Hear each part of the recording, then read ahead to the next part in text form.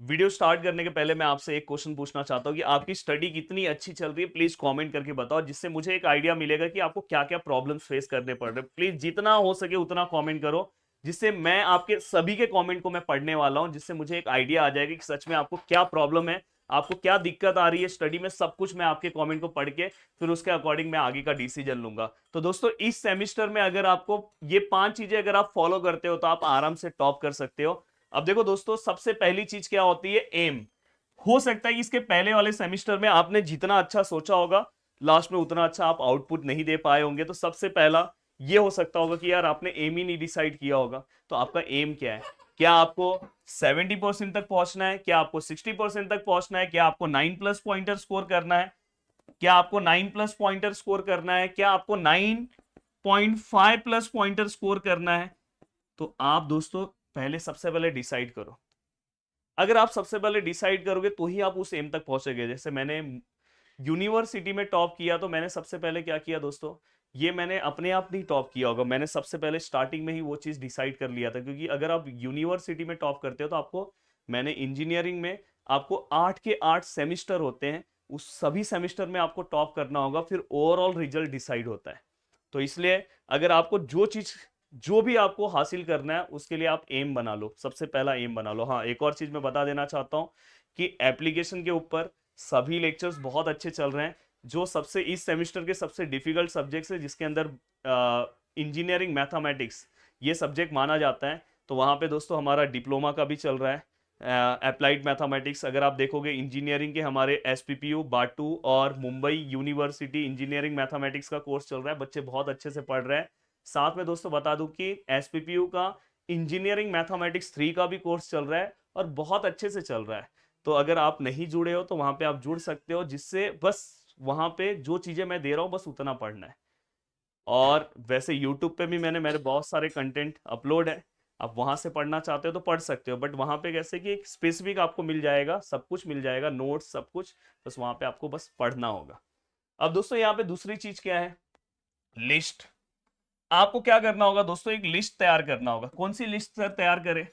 आपको तैयार करना होगा कि कौन से सब्जेक्ट में आपको पिछले बार की कंपैरिजन में आपने जो सोचा था पर उससे अच्छा आपका मार्क्स आया, प्लस मार्क्स ज्यादा, मतलब प्लस मतलब कि पहले आपने सोचा था नहीं इतना ही आना चाहिए पर उससे ज्यादा आने के चांसेस है।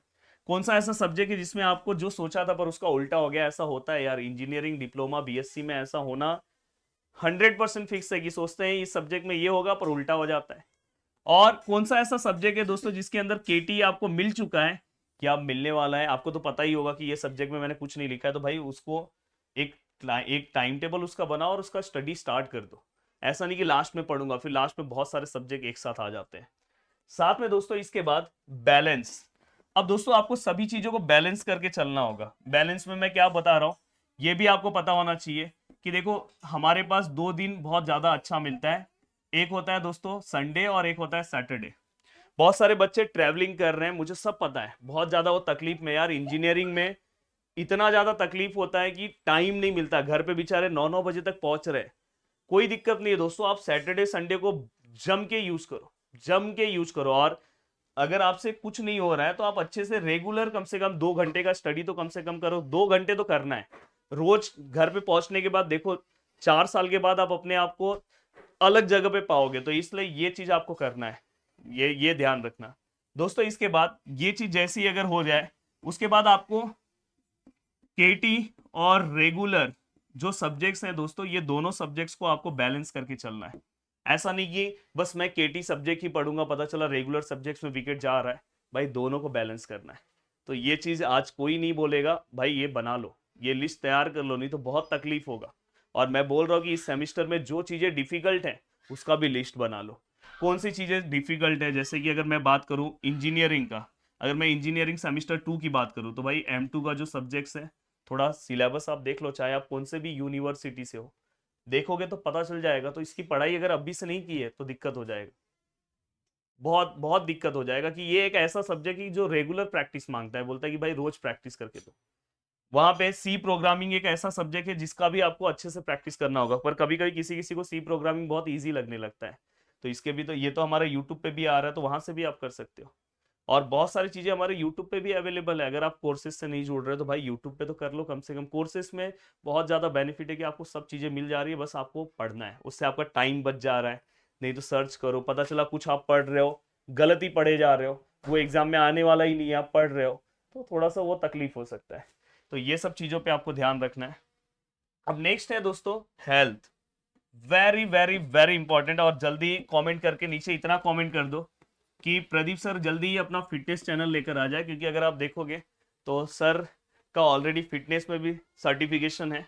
तो फिटनेस में सर आपको बहुत अच्छा हेल्प कर सकते हैं। तो आप जितना नीचे कमेंट कर सकते हो कर दो कि सर को मजबूरन होके जल्दी से लेकर आना पड़े अपना फिटनेस चैनल। तो भाई हेल्थ सबसे ज्यादा इंपॉर्टेंट है। अगर आपका हेल्थ ही अच्छा नहीं रहा तो इंटरव्यू में कैसे सिलेक्ट होंगे, क्योंकि ओवरऑल आपका बॉडी भी बहुत ज्यादा मायने रखता है कि बॉडी से एक अलग कॉन्फिडेंस दिखाई देता है।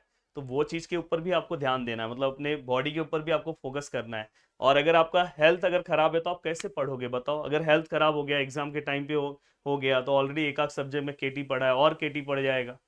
अपने अपने यूनिवर्सिटी का रूल है कि भाई 4 सब्जेक्ट से ज्यादा केटी रहा तो जा नहीं पाएंगे नेक्स्ट सेमेस्टर में। ऐसे अलग अलग यूनिवर्सिटी का अलग अलग रूल है, तो ये भी आपको पता होना चाहिए।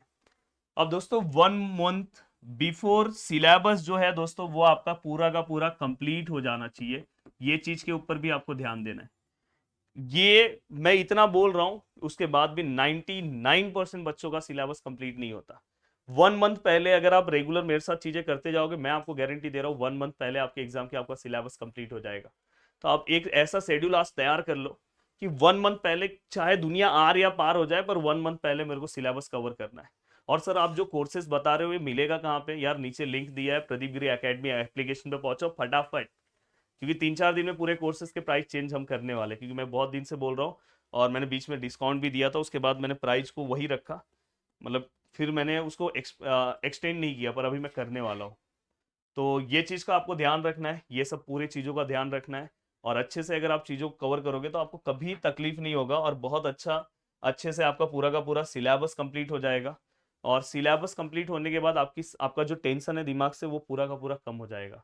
तो जम के पढ़ाई पे लग जाओ, यहाँ वहाँ की चीज़ें छोड़ दो और जितना अच्छा पढ़ सकते हो उतना अच्छा पढ़ने की कोशिश करो। मिलते हैं दोस्तों नेक्स्ट लेक्चर में। बाय बाय, टेक केयर, जय हिंद दोस्तों।